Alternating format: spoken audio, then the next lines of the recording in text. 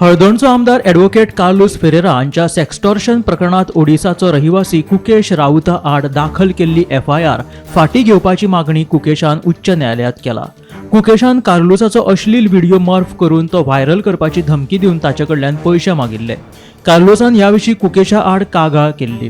कार्लोसाच्या कागाळी उपरांत पुलिशेन कुकेशाक अटक करून ताचे आड एफआयआर नोंद केल्ली। ह्या प्रकरण उपरांत कोर्टानूय पाविल्ले।